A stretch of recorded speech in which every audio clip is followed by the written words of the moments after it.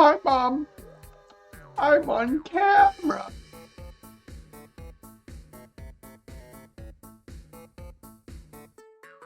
Anyways, hi. I'm Turtle.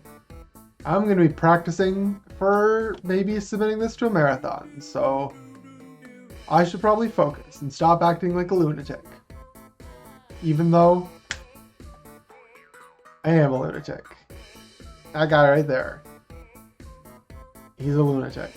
Anyways, so yeah, that's what I'm going to be doing on the stream today. For anyone who happened to join like 2 seconds after it started. Anyways, I'm going to start in now. Hello guys, gals, and my non-binary pals. My name is Turtle, and I'm here today to present to you the experience that is Pit People Any %. This is a game. Anyways, this is a game. This is a game made by the Behemoth, the same people who did Castle Crashers and Battle Block Theater and Alien Hominid. You can see Buckle Their Pants. If you know their style, you know what this game is going to be like. If you don't know their style, here's a hint.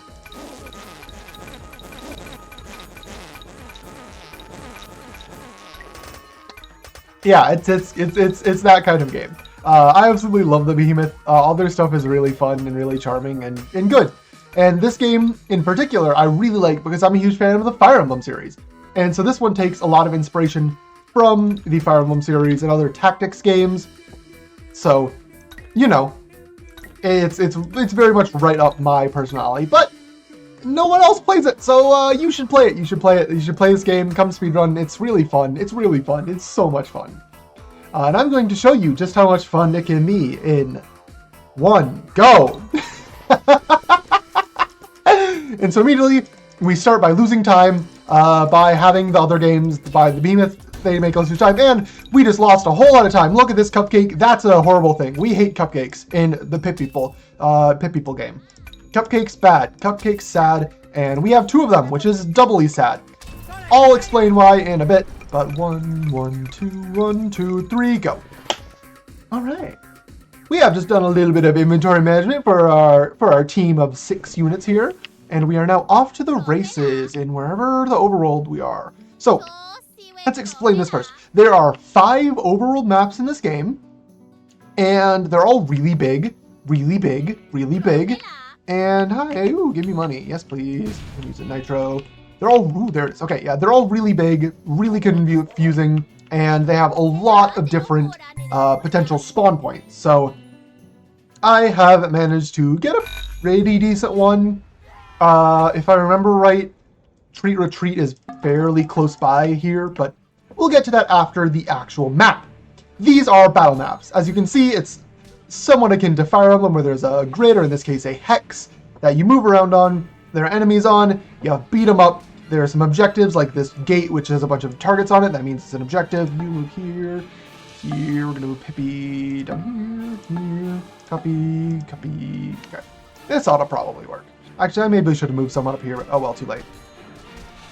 It's fine. A lot of the game speedrun just comes down to, this might work, unga the bunga. So, okay, yeah, you are annoying for moving into that spot. Oh, okay, I've made some mistakes already. It's fine. This game is, cupcake, come here, other cupcake, come here, and we're just gonna send it. As really is the best we can do. But, yeah, so, definitely a very Fire Emblem-esque game. However, if you played Fire Emblem before, you might know that you can, choose where your units move, what order they move in, who to attack, what weapon to use, what item you use, if you have, like, vulnerable areas or whatever. This game does not have any of that, you might have noticed. So, how do I have any control? I only get to choose where my units move and nothing else. So,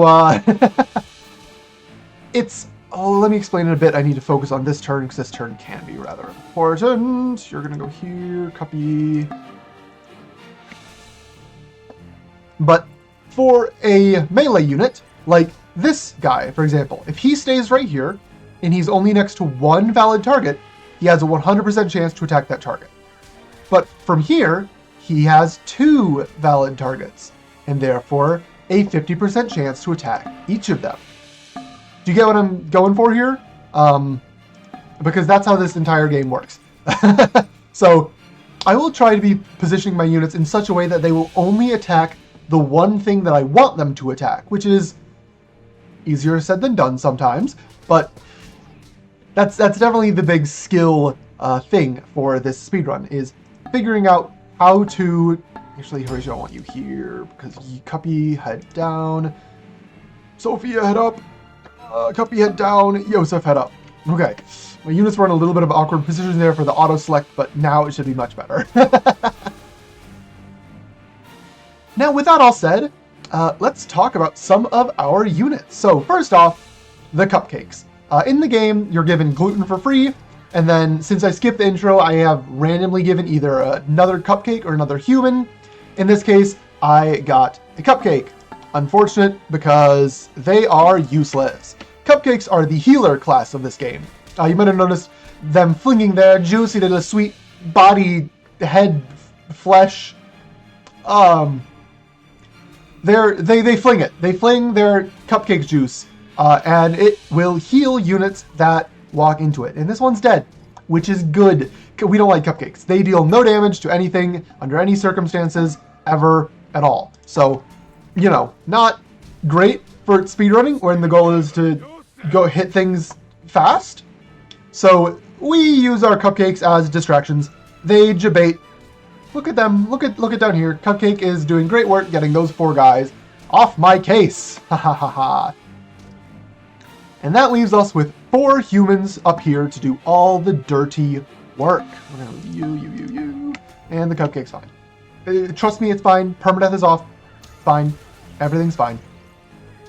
So... humans. First off, Sophia. Sophia is one with the Hattie Haddington head, because helmets are bad and slow, and we just remove hers as soon as we get her. She has a light sword, which doesn't do a lot of damage, and a net, which doesn't do any. And so you might be thinking, oh, Turtle, you were just like being really mean to the cupcakes earlier for dealing no damage. What's the deal with now liking Sophia for dealing no damage, or giving her an offhand that deals no damage? Well, the net is incredibly important for the sake of the speedrun. The net is basically required to actually set up strats for later. And in addition, because her weight is so low, she also gets to move 4 spaces instead of the standard 3 that other humans get. So that is really, really useful. And the cupcake survived.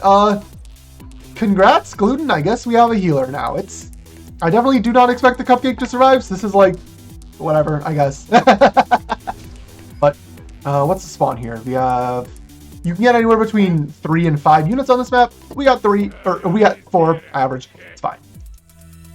So next up, Yosef. Yosef has these axes, which can be used as a melee weapon, but can also be thrown. So while they don't do as much damage as some of the other weapons very much can and do, they definitely make up for it in the absolutely amazing utility that they offer. Actually, I'm going to switch you and the cupcake. There we go. So he can attack from range like this, which allows me to get even more damage in while all my other melee attackers are in position. So yeah, Yosef's really utility like that. We stand Yosef. Unlike the Cuppy who we don't stand. Next up, and I guess last up, I want to discuss our two melee units who are Pippi here and Horatio. Both of them have been given a weapon type known as a hammer, or as I will call it, a helmet smasher, because it deals bonus damage against helmet type enemies, like this guy, Helmetor, or a lot of his minions, the Helmetites. See a pattern here? Lots of helmets. Lots of helmets going on, and so having helmet smashers on both of these two helps me deal a lot of bonus damage early on in the game. And we'll be keeping at least one helmet smasher through the entirety of the game, because they're good. They're pretty good and pretty sauced. And in particular, Horatio is the main character of the story, which I will get to in a little bit. We're gonna review you, Cuppy. Yeah, this will work. So Horatio, I also give a buff that gives him more health, more defense, more damage, and most importantly, +1 movement. So our normal humans have 3, Yosef and Pippi both have 3, and Sophia only has 4 because she's lightweight. Horatio gets to have the full weight that he can carry and also still deal buckets of damage. So yeah, we use this buff very well to make Horatio the main character that he was always destined to be. And so let's talk a little bit about this map, Chapter 1, Map 2. You might notice that the target is over this guy, Helmetor. The goal of the map is to kill Helmetor, and you might think I'm doing a very bad job of that. There's a good reason that I'm doing a very bad job of that. That is because of this game's recruitment mechanic, which is one of the reasons that Sophia has this net, like I mentioned earlier. So in this game, if you have a net user or a Spider and a cage that I bought at the world map, you can recruit an enemy by throwing a net at them when they are the last unit left on the map. So that means I need to kill all of Helmetor's minions, but then if I throw a net at him, so you can see when he's not the last minion, it does nothing. But once he's the last minion, I'll throw a net at him and then he will be recruited into my party. So that means I can recruit this guy who is a boss. Sophia, move up here. You're not going to actually get in time, but whatever. Hopefully these two big boys can do it. Come on, big boys.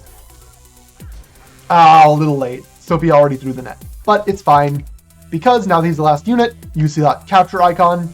He has now been recruited. We have Helmetor, the first boss of the game, and he is another race that I'm going to talk about. He is a Cyclops, which I just got a little bit of like description for. I've already read it, so let me explain to you what Cyclopses are. Cyclopses are big and strong units. They do have a couple downsides, which we'll get into here right now, actually. Let's do those first. So, first and foremost, Cyclopses are really slow. They only have base 2 movement. Second off, they take up 2 unit slots. So, my party composition is a lot more limited when I decide to put in a Cyclops. But in exchange for being really slow and really expensive, they are really strong, do a lot of damage, have a lot of health. They're just buses, tanks. I didn't split. Whoops, it's fine. It's fine. Don't worry about it. So yeah, they are big, strong men guys. And we will very much be using Helmetor as a bruiser for the entire game. Mighty Glacier, if you will. I think that's a TV trope that exists. Got a lot of money off that. That's pretty nice. So yeah, Helmetor, good. He, unfortunately, even if I give him the crown buff, it actually doesn't improve his movement. Cyclopses are that slow. It'll only improve his other stats like his health, his defense, etc., etc. But he is more than welcome to do boatloads of damage with his base kit. No need for that hero buff. And here we are now, Chapter 2, the Treat Retreat Retirement Home, where I have to go murder a bunch of cupcakes living in a retirement home. I'm going to do that, but while I do that, definitely I'm doing it right now, trust you me. Let me talk to you about the lore of this game. Because I skipped the intro and I'm skipping all the dialogue very fast because it's slow. But there's a lot going on. It's humorous and goofy and silly and I love it. So the main character, like I mentioned, is the guy with the curly mustache, Horatio. In the intro that I skipped, Horatio's son Hansel is kidnapped by a giant space bear. Trust me, it makes sense in context.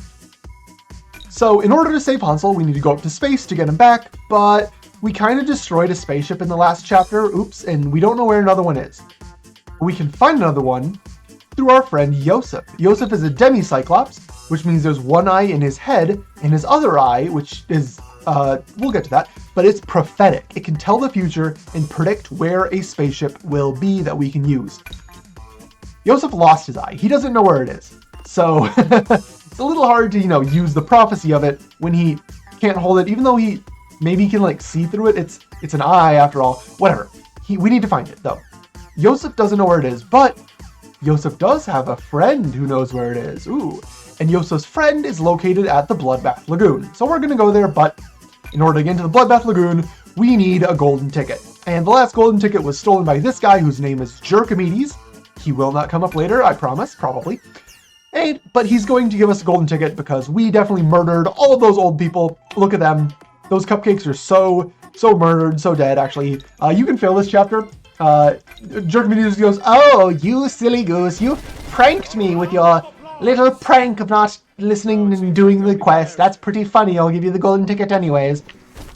And so yeah, it's much faster to just not do the requirements for the chapter and instead just stand there blankly staring for like 20 minutes. It is much faster. Hi, can I get some of this money, please? Thank you. Money is good. Money lets us use more nitro, which, you know, you've seen me use a couple times. Nitro fast. Nitro big fast. Big fast, big good. We like going fast in speedrun. So yeah, that's the lore. I hope you were paying attention. It will be on the test later. And so with that done, we now make it into chapter... Oh, it's on this side. Okay. Like I said, I have not memorized all the maps. They're very big and very big and very big. And don't touch me. Money. You like trails of money, though. Money trails are nice. Oh, nearly hit me. Okay, so speaking of money and money trails, you get money by obviously running into the money that's on the overworld. You also get it by going near but not hitting enemies. So you'll often see me sort of veer towards an enemy. That's to get money, actually. It's, risky, because if you hit them, you have to battle them, or I'm actually going to nuke you. Yeah, don't get in my way. But that lets me slowly accrue more money by just moving over the overworld and not actually having to fight the mooks on the overworld like you would, normally do in a casual playthrough. Also, when there are white sparkles out of the ground like that, if I throw a bomb at them, they give me lots of money. So I'm going to be keeping an eye out for those as best as I possibly can, using some nitro to just get some threats out of the way there. Because here we now are, Chapter 3, Map 1. So, the first two maps, or the first two chapters, were relatively tame, right? There were some guys, I mostly ignored them. And the Cupcakes chapter, that was a joke chapter, right? But this chapter is where the RNG of Pit People, in the strats of Pit People, in the game of Pit People, really kicks it into high gear. So, RNG, boy, there's a lot of it. So first off, the main thing, these cannons, or at least the main thing for this chapter, these cannons.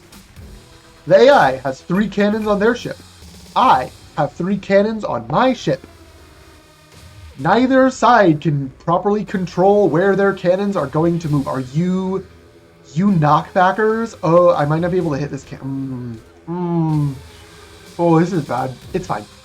Oh, we will hit Leviathan, so that is the exact right place that I want my cannons to target, which is good.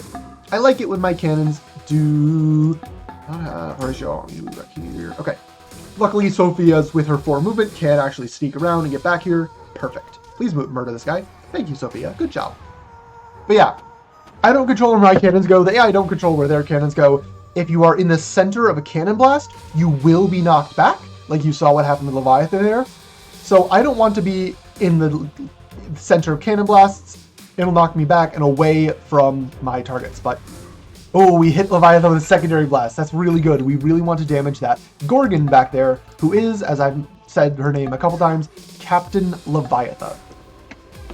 Biff, bop, boof, he's dead. And yeah, again, can't stand in the middle of this. But sometimes your cannons will just decide not to target Leviathan, or they'll decide not to target and knock back the enemies from their cannons. Because the enemies need to stand on their cannons, just like I need to stand on mine.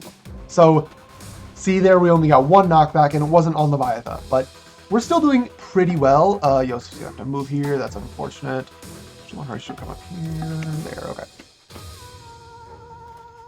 It's just all out of control. Another thing that you'll see throughout multiple maps, or I might mention throughout multiple maps, you won't see it unless you repeatedly play this game like I have, but the number of enemies that can spawn on any given map is also pretty random. So on this map, her ship can initially start with 3 enemies, Leviathan herself included, or 6. If you were counting from earlier, we got 6.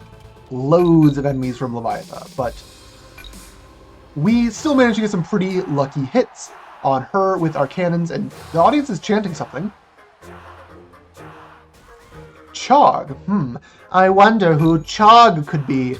It's almost like it's all over like the microphones that you saw from these announcers. Oh yeah, it's right there too. Maybe Chog is like Fox Sports or ESPN Sports. Maybe it's like an acronym for something. I wonder. We'll maybe chant for Chog a little bit later on, I promise. But for now, I'm just going to get my units up as far as we can go, because the next, after we have battered down her hatches or whatever that phrase is, batten down the hatches? Well, I don't know. I don't speak pirate. I speak modern day English. But we need to defeat Captain Leviathan in order to move on. You can recruit her. She's a Gorgon, who's a unit type that's a lot like a Cyclops. They cost 2 spaces in your party, but they are very strong. They deal quite a bit of the damage. I'm going to move you here, here. They're pretty tanky, but, you know, in order to kidnap her, we would have to defeat all of her minions, and that is way too slow. Plus, we already have Helmetor, who does probably better than her in the long run, because he can wield this heavy mallet type, it just does so much damage. She can wield swords like that, but those are not nearly as good. So, yeah, instead we will be using Helmetor, not Helmetori, and destroying Leviathan like this. He hit the wrong target because he had a 50-50 there. Whatever, next turn we'll get her. Next turn we'll get her, and then we can move on to Chapter 3, Map 2. But when that happens, the audience is once again going to chant for the main man, the myth, the legend, Chog. So I am going to chant along with the audience and audience at home. Theoretical audience, because this is not a marathon, this is just a potential marathon submission. That isn't actually a marathon submission because it's just practice. Anyways, chant along with me, please. Chog! Chog! Chog! Chog! Chog! Chog! Chog! Chog! Chog! Chog! Chog! Chog! Chog! Chog! Yes, that's right, everybody. The creature from the deep has decided to grace us all, bless us with his presence on this lovely day. It's the one, the only, the Chog!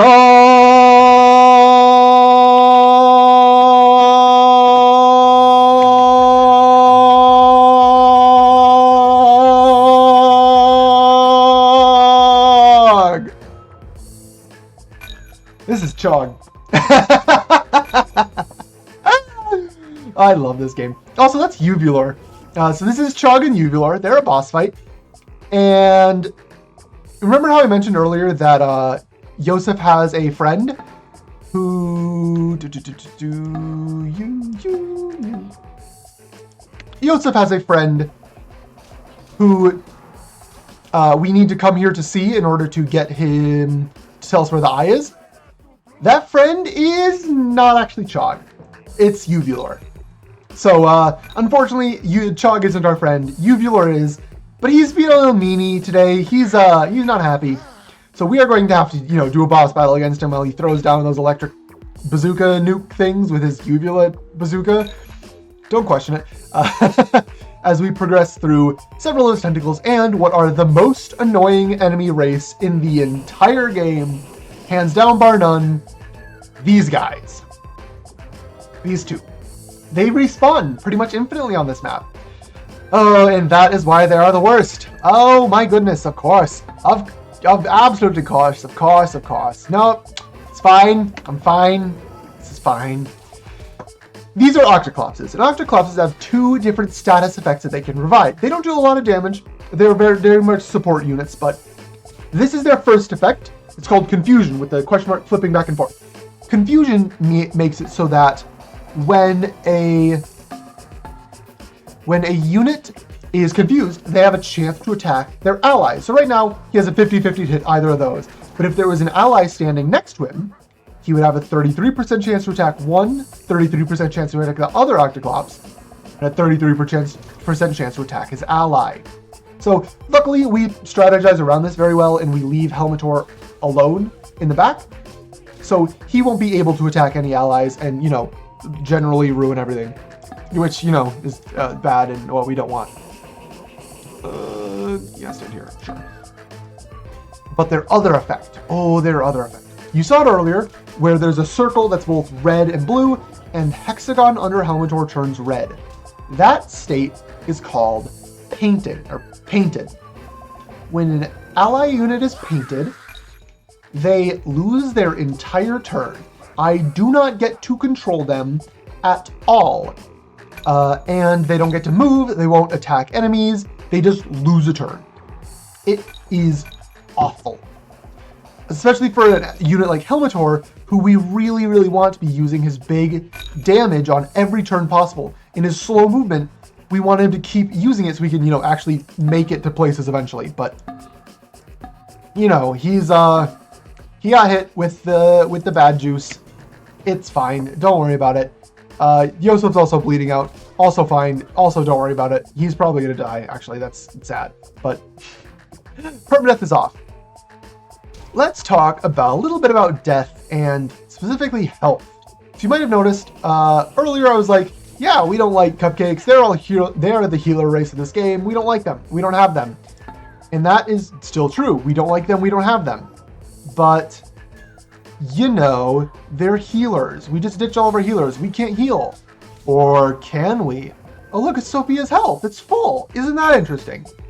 The only way for me to heal without a cupcake in my party is by leveling up. So every damage and I'm gonna move you here actually. Boop.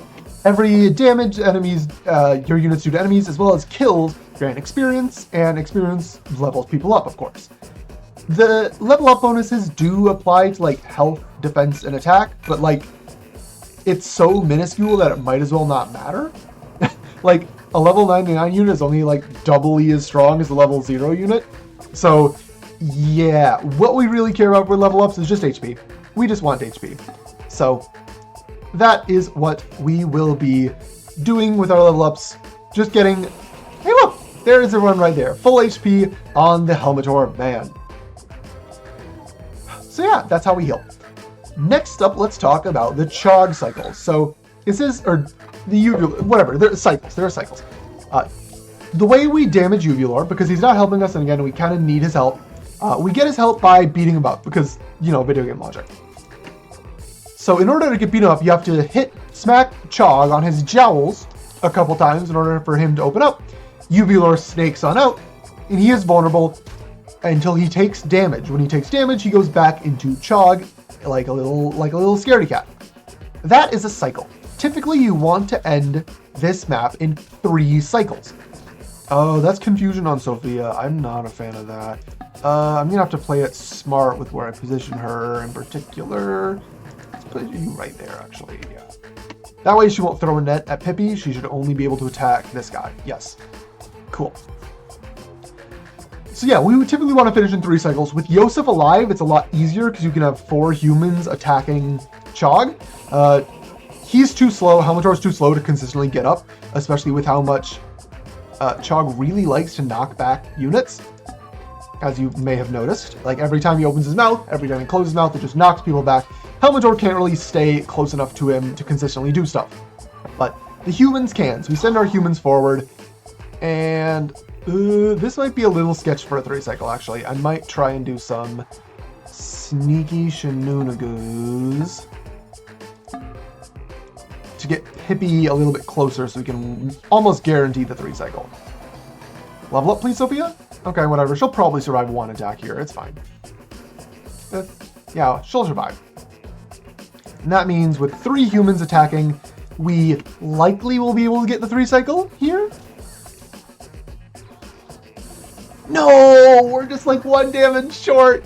Oh, that's just unfortunate with low damage rolls, but no worries. All the enemies are dead, so at this point we can just unga the bunga right in his face. And eventually we will finish off Chog and get Uvulor to, do the lore thing and tell us what we need to do in the plot.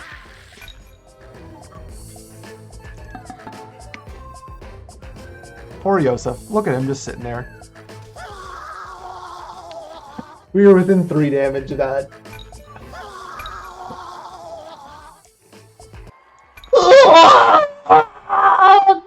That is the noise that symbol.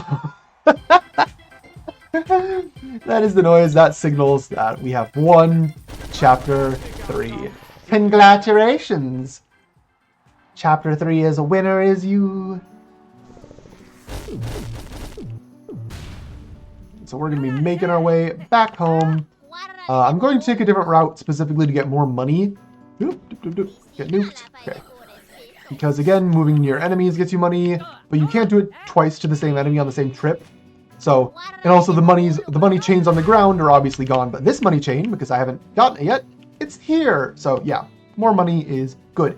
This would be in a regular run a good time for 1 or 2 quick donations as we look at the Cannibal Cupcake. Trust me, it makes sense. It's a whole side quest. But yeah, 1 or 2 donations in a regular. This isn't even a donation marathon. This is a for fun marathon. Any questions for the for fun marathon? I guess.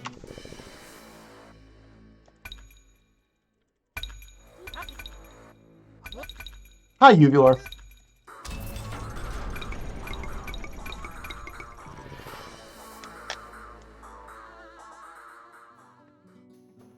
Oakley dokley. So, lore update. Uvulor has told us where Yosef's other eye is, and Yosef's other eye is up here. This map is always in the top left corner of the map, which is really convenient actually. And this map is Mount Olympus. So Mount Olympus, it's maybe a little bit lore inaccurate for, you know, the Greek mythology or whatever, but we will just need to cross this rainbow bridge up here and get to Mount Olympus, which is only 40 meters away. We're so close, and where'd the rainbow bridge go? Oh, who's this guy? Is this Jerkimedes, the guy who I said would never be coming back, but totally lied about? Oh, it is! Ha ha ha ha, I totally lied about that. Psych. So yeah, Jerkimedes is definitely a recurring character, and he has borrowed the Rainbow Bridge. I missed that guy. I wanted to run him over with Nitro because it gets him out of the way forever. But, don't touch me. Ooh, don't touch me. But, actually, I need to nuke you. Get out of the way. But yeah, he has borrowed the Rainbow Bridge, and he will only give it back to us if we get him an orphan.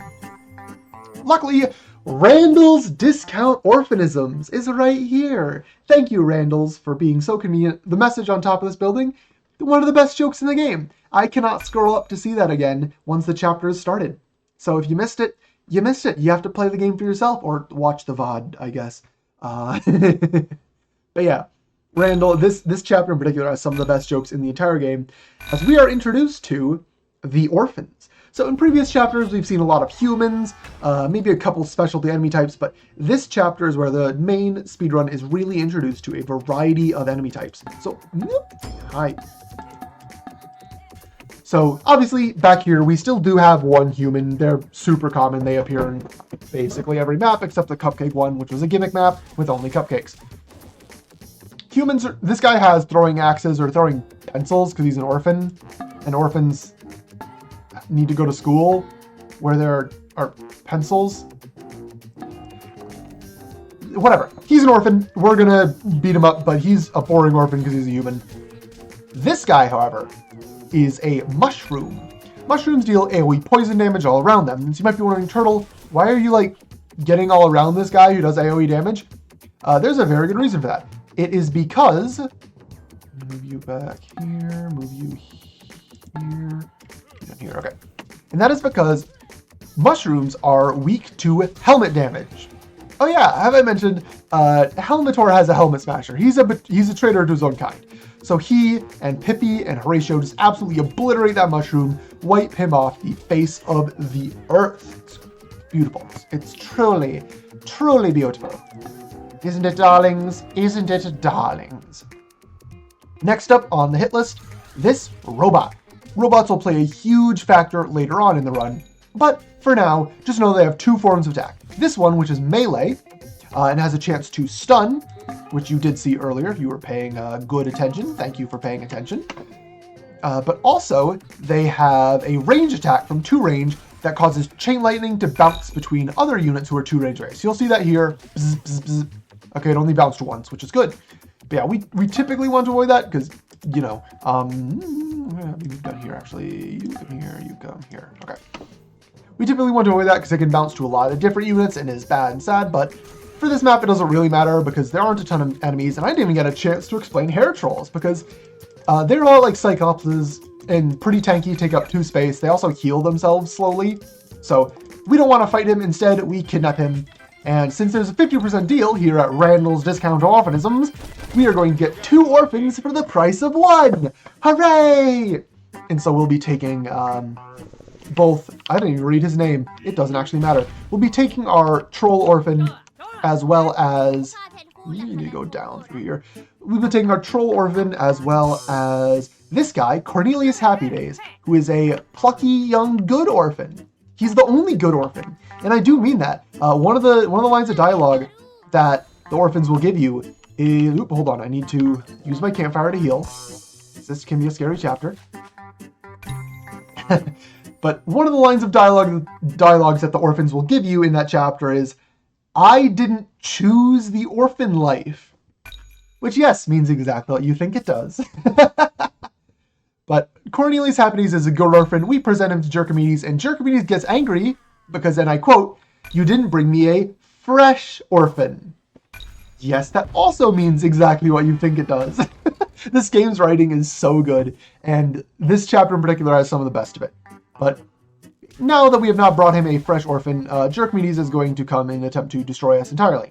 Which, you know, fair. He wanted a fresh orphan. We didn't give him one. That's like bad customer service or something. So, you here, go. And so he sends some minions out to beat us. But since we did bring him an orphan, we get something special this map. And that is a new recruit. So Spidar here is not going to be the recruit. You might see I'm completely obliterating her because she's weak as heck. Yeah, Spidars are not super good, but you can have other units like archers ride on their backs, which is cool. But yeah, I'm not using an archer because they don't do a lot of damage. So, you know, no Spidar. We're also not going to be recruiting another Cyclops. For as much as I've like talked up the Cyclops and be like, yeah, these guys are super good and strong and cool and sexy, we're not going to use this other Cyclops here. We're going to beat him up and make him cry in pain. We're actually going to use a pixie. We haven't seen them so far in this chapter, or in this run, sorry, but pixies are very much the glass cannon race of the game. So they are really, really incredibly weak. And yeah, that's it. That's their only downside. That is their only downside. So when there is 1 unit left, not counting the little weird squid-looking guy, who's, we'll get into what he is later, but he's a boss and doesn't count. The last unit left, except from him, is automatically given to us, and in that case, it is this pixie who becomes Puppy Person. So pixies. Glass cannon. I talked about the glass. Let's talk about that cannon, you know? So they deal insane amounts of damage. Like, look at 63 damage from that 1 pixie, which is much more than the Cyclops had. They have 3 movements that are much faster than the Cyclops. They deal about almost a little more damage with an AoE fireball. Yes, AoE, so it can hit multiple enemy units at once. Although it doesn't do as much damage outside of its main AoE, but that is totally fine because it still does a lot of damage in the middle. They have 2 range, so they're a lot more versatile in where I'm allowed to place them. Like, it's just, pixies are just good. Pixies are just very, very good. They're also, despite being really squishy, they're really, really evasive. They have a very high evasion stat. So, if there's a good chance that Pixie never dies just because it dodges everything. It is great. We're going to have to give you that nice, beautiful broken neck. This is plus defense. I want plus damage. Box. No. It's probably better in the long run. Let's play it safe. We can do... Go Shark Tooth. Yeah, that setup looks good. So we do give our hero buff now to the Pixie, which not only gives it more health, more evasion, and more damage, but also, most importantly, more movement. Our Pixie is stupid fast, hits stupid hard, is stupid strong. It might die if it gets hit by a bunch of things, but I am not going to let it get hit by a bunch of things because we're going to murder everything super fast because speedrun.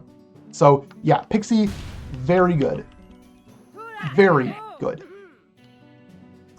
And that will be our like main friend through the rest of the run. Don't get in my way, thank you, bye. I'll grab a little bit of the loot here, why not? as now we make it up to Mount Olympus with the Rainbow Bridge back in place.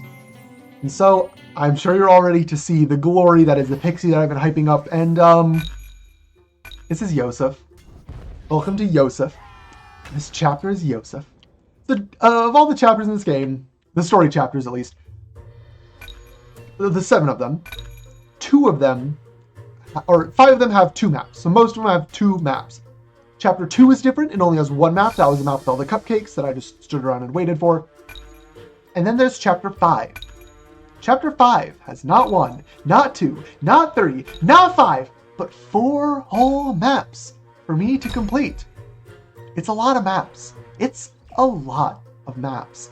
And the reason why there are so many is because the first 3 of them are stealth maps, featuring just Yosef having to avoid these eyeball-looking guys and some other hazards that we'll see later on. But in these stealth maps, there is no RNG, no choice, no like random events. It's just static and it's the same. And you might be thinking, Turtle, that sounds great for a speedrun. Like, you're able to consistently get through this area, right? Well, yeah.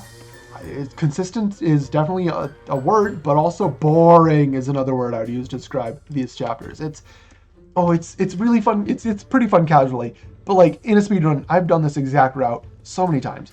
I know exactly what's going to happen on every turn, and nothing's ever going to surprise me, which is the fun of Pit People. Like the RNG of the speedrun and being able to react to it, plan like on the fly.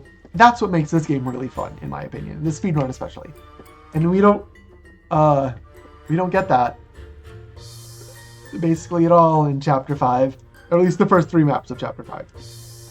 So, in a marathon run, this is a good time for some donations, or I guess in a non-charity marathon run, just ask me some questions about the game, because I love it, and want to talk about it more. Except in this case, where I'm going to rest my voice a little bit, because I've been talking for 40 non-stop minutes. That's just how it be sometimes when you don't have a couch because no one else plays this game but you. So far, you could be the one. It could be you. Yes, you.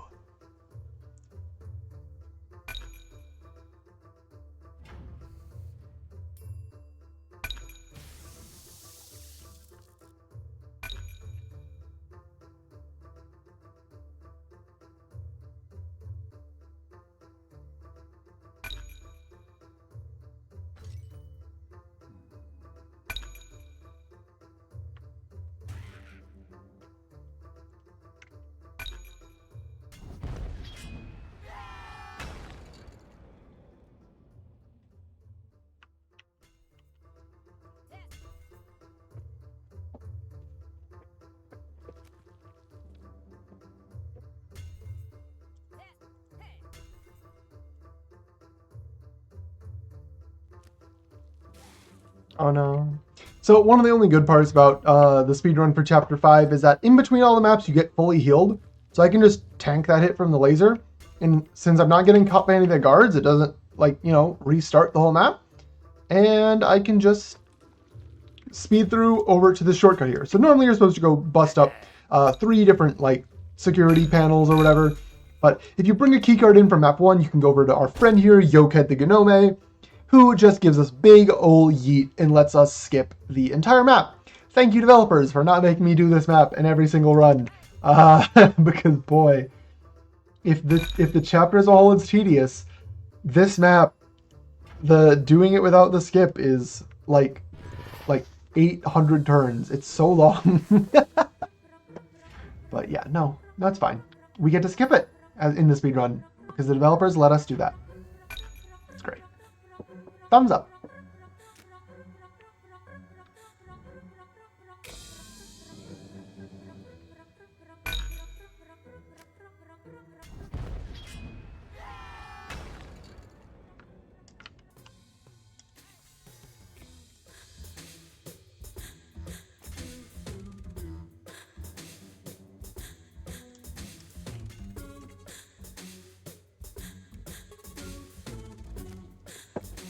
Alright, here is the only enemy and the only source of RNG in all 3 of the stealth maps. The Hall Minotaur. who is, much like Helmetor, a Cyclops. In Cyclops, with every attack they do, they have a chance to knock back the enemy. Please don't do it. See, good boy, good Helmetor. Get some head pats from me. And a nice little laser bat that you're immune to.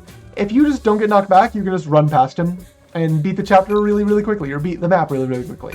Instead of, doing what the intended strat and like luring him all about the maze, because he's a Cyclops and really slow, you can easily outrun him, but still have to dodge all the lasers and stuff, and it's slow.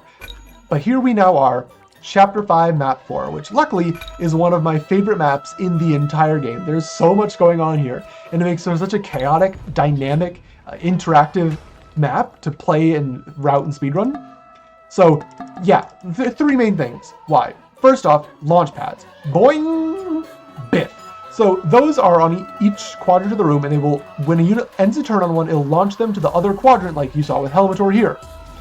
That allows me to get really slow units like Helmetor right into the action super fast, which is also nice. Next thing that happens. Every 3 turns, the wind picks up, and all of my units and all of the enemy units are all moved a random amount of tiles in a random direction. So it completely scatters the battlefield, it makes everything chaos, and I have to reroute on the fly basically every 3 turns as the wind mucks up my strategies, but it also muck up the enemy's positioning. And so I just have to react to it, figure out what the best strategy is from there, and then execute on that. So we're gonna do here. Everyone's kind of stuck back here, and I'm not a huge fan of that, but I want you to come up here. Yes, okay. But, you play where alive. That is the fun of the randomness of this game. The third thing that makes this map really interesting is the goal. So you notice all my units have this little icon above their heads, and that means that they require a parachute. We have, in lore, found Yosef's missing eye. It's not one of the ones that this guy's carrying, luckily. But you move here. I want you to keep on this guy. Go. But we need parachutes in order to jump out of this giant hole and all escape. Luckily, OSHA does mandate that all employees working in a space with an open air pit like this must keep a parachute on them at all times. And in addition, OSHA mandates that all employees with the parachute on them must drop it if killed by enemy forces. Which is really cool, because that's me. I'm enemy forces, I'm killing them, so I can get their parachutes. Just like this. Oh, we have an infinite. That's an infinite parachute. That's an infinite. We have an infinite parachute. So usually when you step on it, a parachute disappears, but sometimes this glitch happens and it doesn't disappear. The parachute just stays forever. You have an infinite parachute. Unfortunately, he's stunned on top of it, which is annoying as heck. This is actually good. I like that knockback, actually. Thank you for knocking Yosef back. Hi, Hominichar. We know you. We've seen you before. We're going to completely ignore you because we have an infinite parachute. I have no idea what causes this glitch, but yeah, it lets you get, infinite parachutes from one source. Instead of having each unit needing to walk over and grab their own parachute, I can have every unit in my squad walk over to this one parachute and all get it for themselves. I'm actually going to have you move in a specific way here. So I can leave that one. You move like this. You move like this. Helmetor, you charge forward. Horatio, Pixie needs to move like this. And then Horatio needs to move like this. So now I'm going to have 3 units pick up this exact same parachute after Helmetor already picked it up last turn. I have no idea what caused this glitch, but it is so unbelievably useful and just baller. Hopefully the wind leaves Yosef near a parachute because he's the only one without one. Yes, he's in with within 3 tiles of a parachute. And in fact, he's within 3 tiles of the infinite parachute, the same one that my entire team has now stepped on. And you can see it's still there, but we do have all of our parachutes, and that means it's time to jump. Or it would be if pit people didn't want to throw one last little wrinkle at us and summon in Marshall. Marshall is a giant floating baby head, and he is going to try and get himself in the way of our escape. Trying to think here, where you should go here, you should go here. If all of my units hit Marshall, he should fall in 1 turn, but Helmetor had that was a 50-50 as well. Whoops, should have placed you here. It's fine. We'll get it next turn. Because yeah, targeting is still random. I've mentioned this before, that you don't choose who you target. Things just happen. But there we go. Marshall has been defeated, and we will use our infinite parachute glitch to escape through this giant hole in the floor.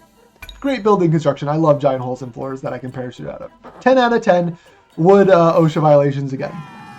And that's chapter 5. Done and dusted. Hi, let me go, please. Thank you. Who's the best boy? Is it you? No, it's not, because cats would rather dogs fight me. But Yosef has his other eye, his prophetic eye. And that means he's able to tell us where... Sunny Butts is right here. Sunny Butts is right here. Where a spaceship is. And so, the person with a spaceship, surprise, surprise, is one Jerkamedes! Look at him, he's taking a spot A. And so we're going to come ask him for a spaceship. But he really does not want to be disturbed in the middle of his spot A. Not even by Horatio. He does specify that in the dialogue that I just skipped. But we need to disturb him because we need a spaceship, because we need to save a child. Right? That's pretty important. So we're gonna go ask him for a spaceship. And this map, if you were paying attention, last chapter was a bunch of stealth maps. So what do you think the developers put in for the start of chapter 6? If you guessed a stealth map, congratulations. Your prize is don't move there. Move there and then move there. Okay. It's a stealth map. Hooray! It's a stealth map. I'm being a little facetious. It's not nearly as bad. If you want, you can make this a combat map where you move an enemy or an ally next to any of these bases. It'll knock it over. It'll alert the guards who will come in and fight you, and you can fight them, but that's slow. I'm not going to do it. Instead, I'm going to send Pixie, Puppy Person, all the way up to go say hi to its former master, Jerkamedes, who is very angry at his guards for not, noticing me, because they weren't even standing at the entrance. They were standing off to the side. And now I don't have to fight them. Thanks, Jerkamedes. But he doesn't want to help save a child. He's not going to give us his spaceship. Jerkamedes, how rude and cruel of you. So we're gonna have to beat him up a little bit, because video game. So that is why we only send one unit up. You might be thinking, just dogpile him, but no. Jerkamedes has a mechanic specifically meant to prevent dogpiling. Every time he takes damage, he goes poof and teleports a random distance in a huge AoE. That's basically the entire top of the map. So if a weaker unit hits him first, before my Pixie can, then he'll teleport away and my Pixie won't get to hit him, which is bad. So we only send up the Pixie like this, and just let the Pixie, explode him a couple times until the map is over. Luckily, my Pixie didn't miss. He also has a very high evasion stat because he's a jerk. So, he's got a little justy in him. But yeah, we have dealt with Jerkamedes very nice and efficiently there. Good work. Good work, Puppy Person. And so he is going to retreat because, again, he's a jerk and does not want to give us he doesn't want to give us a spaceship, even though we need a spaceship to save a child. Jerkamedes, to save a child. Jerkamedes, you wouldn't kill it, not save a child, right? Oh, I got all that money, nice. And that leads us now into Chapter 6, Map 2, the most stressful map in the entire speedrun. And it all begins at the very, very start with Wave 1. Jerkamedes is going to spawn in, then between 4 and 7 robots. 5. Okay, better than average, I'll take it. Robots are really, really scary right now for one reason, and that is the elemental type system. So, fairies, for instance, deal fire damage. And fire is super effective against hair trolls and other beings with fur. So if I hit them with fire, if I hit any of those beings with fire, I will get some extra damage, which, is good. We like doing extra damage, but we don't like taking extra damage, which is a problem because robots deal electric damage and pixies are weak to electric. So my pixie is going to take double damage from all the electricity, which is, bad. It's very bad. We do not want, actually Pixie, I'm going to be safe with the Pixie and move Pixie back here.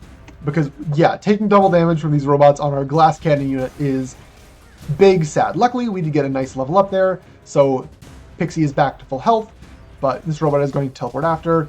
Didn't get a stun off, which is nice. And we just have to do our best to avoid, you know, having the Pixie just get completely obliterated into smithereens. I'm going to keep you... Okay, let's move you forward. Because we should be able to get at least one of the two win conditions or end conditions for this wave off right here. Yes, we did. We got one of the win conditions off. Or not win conditions. I keep saying that, but basically this map happens in 3 waves, and each wave has 2 parts. So part 1 is where you come up here, you go here, Pixie here, you come... Okay. Part 1 of each wave is where Jerkaminis and between 5 and 7 enemies spawn. You have to either get Jerkaminis down to half health or defeat half of the enemies rounded down. So you'd think that normally it'd be like, oh, just get Jerkaminis half health. That's way easier. Not necessarily, specifically because Jerkaminis teleports away, so it can be really hard to get consistent damage off on him. And so when there are few enemies, and especially when they're robots who I'm scared of, it's often easier to just destroy 2 of the robots and then move on to the second part of each wave. We have to destroy 4 machines, 2 green, 2 silver. The silver ones are bigger and have a little bit more health, but after you destroy the machines, all of the enemies of the previous wave completely despawn, and Jerkaminis will spawn in the next wave. In this case, humans.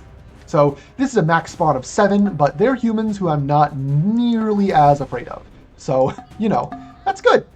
It's good to not be afraid of an enemy type super badly. But yeah, we're going to try and focus Jerkaminis because there are so many of them. Unfortunately, he teleported super far away. If he moves here, he moved here. Perfect. Good job, Jerkaminis. Good AI, buddy.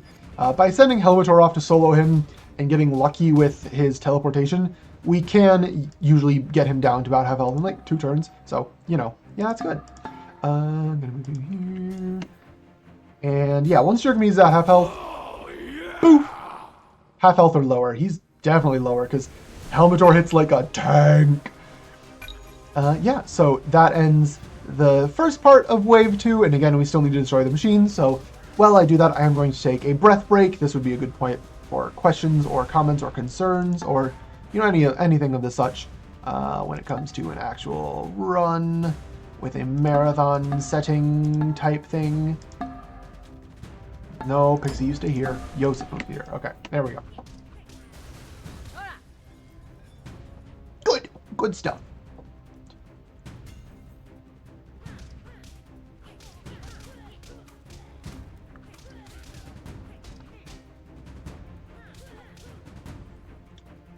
Okay, so here, there's not much to do aside from consolidate our forces, move a little bit further south, and get ready for Wave 3. So Wave 1 was robots, very scary, but only really because we were using the Pixie, who's weak to robots. Wave 2 is humans, not really scary at all. But Wave 3, the developers knew exactly what they were doing with Wave 3, because Wave 3 has multiple different types of enemies, including Cyclopses, the super strong tanky units, and Pixies, the glass cannons with super high AoE fireball attacks. So it's incredibly dangerous, as well as these trolls, who are very similar to Cyclopses, like I mentioned before. This human just didn't despawn? That is weird and probably shouldn't have happened? Okay, I don't know. Yeah, that is legitimately very weird that happened, but whatever, you know. Sometimes you just gotta play it where it lies, Squidward. But in addition to some of the strongest units in the game, in trolls and cyclopses and fairies, you also have these little jumping guys. These are a type of enemy called a mascot. And mascots in particular are not some of the strongest enemy types in the game, but what they do is they buff other units. So, really, you have to attack Yosef? Buddy, Helmator. Your Jerkaminis can cause that confusion effect, but whatever, it's fine. It's fine. Nothing is going too terribly wrong. All we have to do is destroy the utensils. But yeah, mascots, you can see these up arrows. That means their damage is buffed. I believe their defense is buffed as well. They're just strong. They are very strong. So, you know, we would rather not fight buffed up versions of the strongest enemies in the game if we can help it. And luckily, we can help it by just speedrunning through the map, not attacking the enemies, and just doing objective-based gaming. And that means Jerkmees is going to come in one final time because his house is getting destroyed. We're destroying his house. We are the good guys in this story. Why did he spawn up there? What? Why? What? Why did he spawn? He's not supposed to spawn up there. He's supposed to spawn on that, like, gray shaded tile that he's standing on right now and was standing on a second ago. What? Also, why did the human survive? That also shouldn't happen. But anyways, so Jerkmees, with his hat on, he is an evil jerk wizard, and we knock his hat off in the process of destroying his house, and without his hat, he is an evil normal wizard. And since he's not a jerk, he is going to agree to help save a child and let us use his spaceship, which is exactly what we need to complete the story. So that is chapter 6 done with a gold split. Yeah, let's go. That's awesome. And that leads us now into the final chapter of the run, chapter 7, the bear. So I believe we're in a pretty good position. I'm going to go a little bit north after I go left. You do get moved to a different map randomly throughout the run, usually between chapters 5 and 6, anywhere in that like middle portion. So it's another random map and another random spawn point. So, you know, again, very, very chaos. That is what this game like thrives on. It's just you cannot expect anything except the unexpected. But I've played this game quite a bit. I know this map, and I know that this penguin. Oh, he nearly got me, man. He nearly got me. But no, we're not going to fight the penguin. We're going to go straight to the final story waypoint. All right. So yeah, overall map is done. We got moved to a different one, but we got moved to a good position, so it's all fine. It's all fine. And so now, Chapter 7, Map 1. First off, check this out. We have a bunch of allies now. The Helmetites, Helmetor's crew, as well as a bunch of Chog followers are all going to join us. They are useless. I mean, not exactly, but they are cowards. They will stay far away from any of the dangerous map hazards that I'll easily blitz through, but they won't, and it leaves them far behind, so they can't speedrun up with me, which I want to do. But they'll occasionally get some enemy aggro on them, which is cool, and they also help destroy this fur, which I mentioned earlier that pixies have fire damage, which is super effective against fur, right?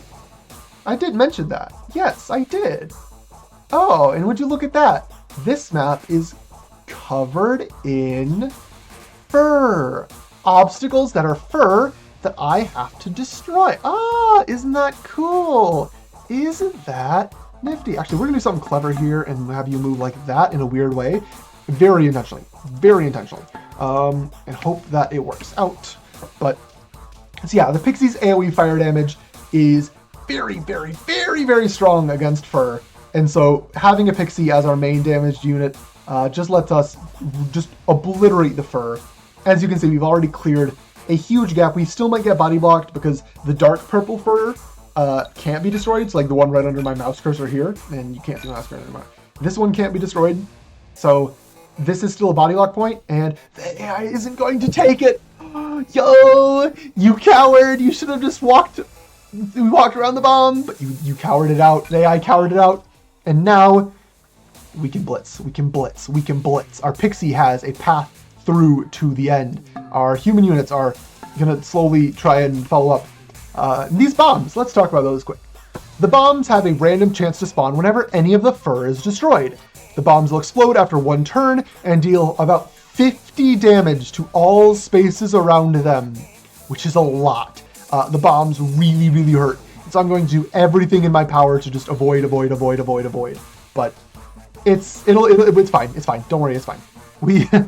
For the most part, you can always get out of a bomb range unless you're like Omega stunned, which, you know, not great, but If it happens, oh well, it's unlikely. Hopefully we won't ever have to see it.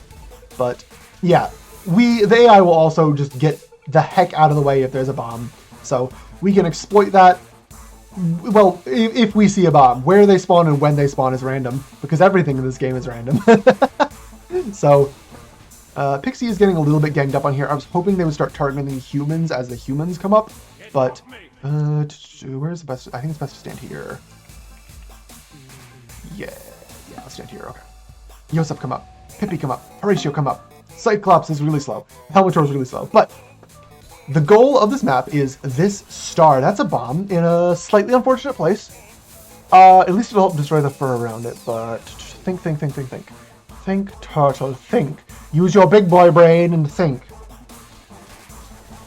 This is hard. I'm not good at thinking. That's why I speedrun the Unga Bunga random game with all the RNG and stuffs. Stand here, I think is the best place. You're gonna stand here. You're gonna come here. You're gonna go here specifically. Okay. That's a plan. Pippi, go fast. Pippi, destroy this. Please, Pippi, please, Pippi. Oh, I should have had the Pixie move back and forth more, but oh well, that's my bad. The bomb will at least help quite a bit and clear out a lot of this fur because we just have to hit the star. And so a lot of the endgame routing for the speedrun just comes down to math, trying to get the highest percentage chances to hit the star. So for example, from this space right here, the Pixie has a 1 in 2 chance to hit the star. Not you, Yosef. Pixie.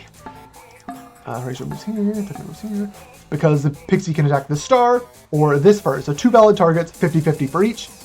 And Pippi destroyed this fur, so now this is the only valid target. This is a 100% chance for a ranged unit like Pixie person to hit the star.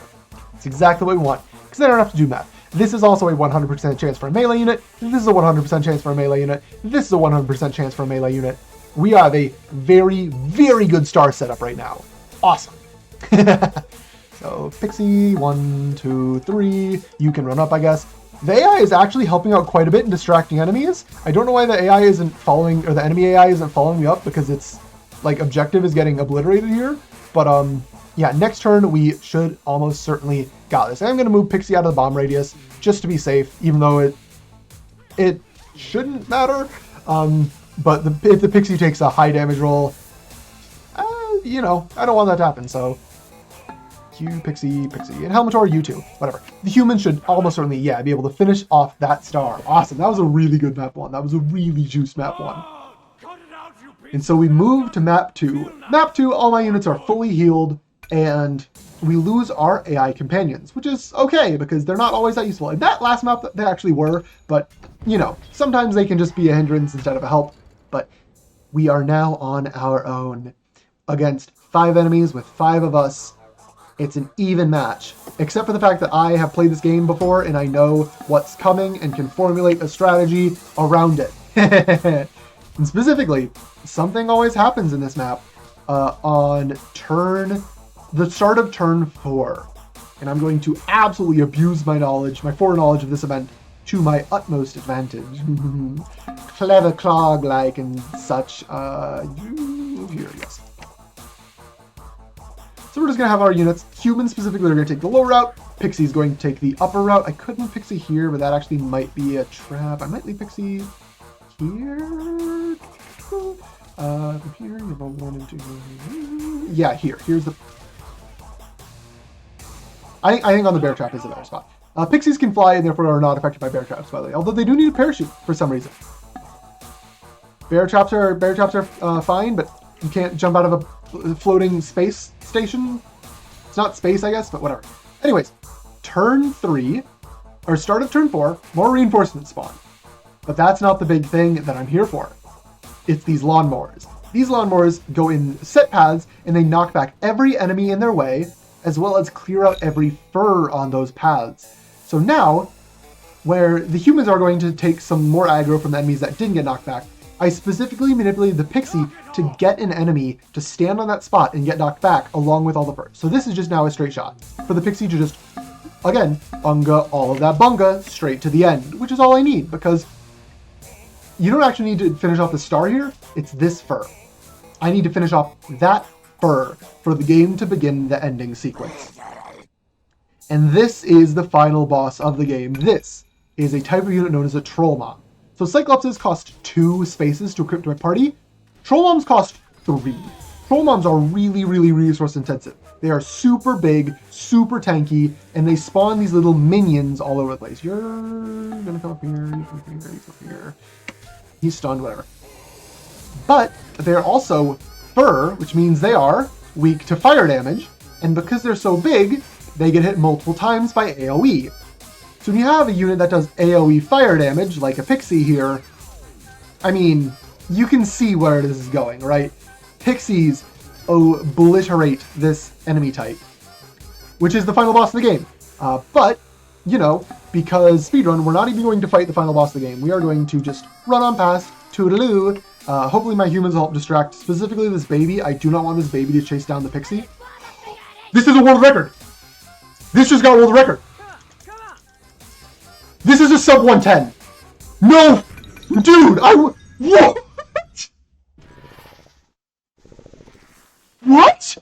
Okay, practicing commentary again. Welcome back to the intro. I know I skipped this earlier, but time travel happens. Don't worry about it. There's a plot to this game. You should play it yourself. It's really funny. We're really witty, really charming. It's good. The dialogue overlaps if you skip it really fast, because I'm skipping it really fast because I'm a speedrunner. Dude. Okay, also, you can use nitro in this last section, even though you don't have a cart. So I saved a bunch of nitro, specifically 6, so I used 1, 2, I'll use some more later, and I'll announce the numbers of that. But yeah, we're just skipping our way through the intro because time travel, we know all that's going to happen. And once I hit the town again, it will be time. I'll give a little bit of a countdown for it. And 3, 2, 1, time. Dude, that was the best chapter 6 I have ever had by like 50 seconds. Dude.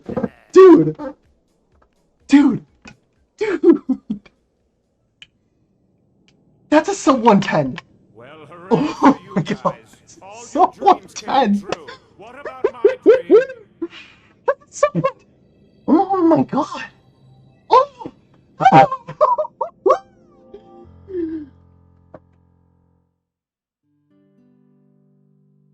You should play this game. It's really fun. Maybe I should just submit this.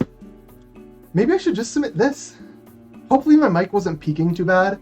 I have a problem when I get excited and I talk really loud and it peaks my mic.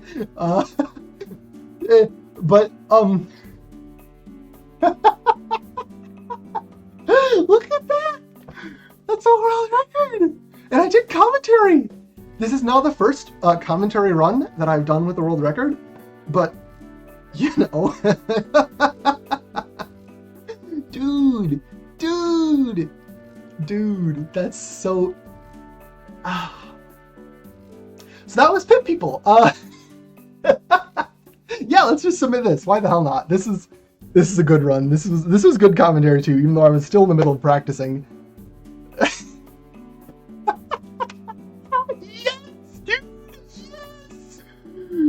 Or Dudette, or DOOD, whatever the non-binary oh my god, I can't think or talk. Non-binary version of Dude is.